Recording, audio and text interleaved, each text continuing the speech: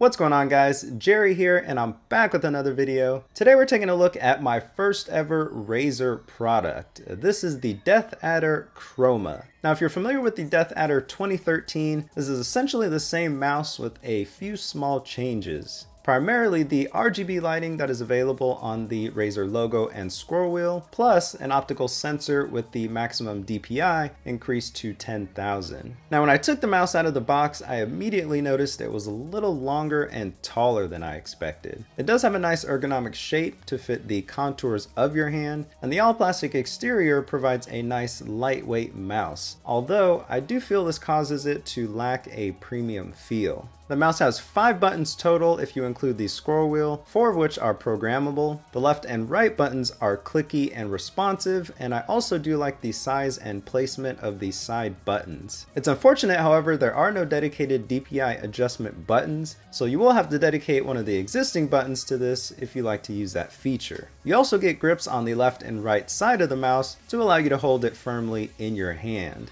In addition to that, Razer includes a braided cable and gold-plated USB connector for that premium goodness. Now, exterior-wise, I do like the way this mouse looks. I like the silhouette, and the feel in hand is nice from an ergonomic standpoint. However, the all-plastic body and lightweight feel gives off the impression of a cheap device rather than a premium one. The lighting on this mouse is a nice touch if you have a backlit keyboard, as the color variations will allow you to match or contrast your keyboard however you see fit. If I could improve on the lighting though, I would make it just a little brighter and get rid of the small color fade when looking at the mouse from an angle. Razer does include their Synapse software, which allows you to customize the mouse further. You can do things like program the buttons. For example, I programmed button 4 to cycle through the 4 sensitivity stages I had previously set up. You can change the mouse sensitivity via a slider up to 10,000 DPI. You can change the polling rate.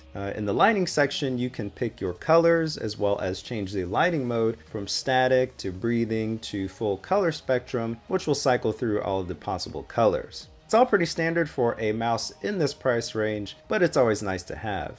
And one thing I enjoyed is the surface calibration option. Now, this allows you to calibrate the mouse to the surface that you're using. You can select from a list of Razer's own mouse pads, or you can go through a quick procedure to calibrate the mouse to whatever surface you're using. So this should ensure maximum tracking ability. Now, in gaming, the mouse felt great. The 4G optical sensor is easily its best feature. When moving to a target, the mouse just kind of stuck. It went exactly where I wanted it to go, and I didn't have any issues overshooting an enemy player, aside from my sometimes bad aim. Now, let me be clear. This mouse is not going to turn you into some amazing player. If you're terrible at FPS games, you're going to continue to be with or without this mouse, but it's at least nice to know the mouse is not a limiting factor in your gameplay. As for my final verdict on this mouse, oddly enough, I'd say it's more function over form. The ergonomic shape, optical sensor, and Synapse software are the strong points of the mouse, while the all-plastic housing leaves a little bit to be desired in the build quality area.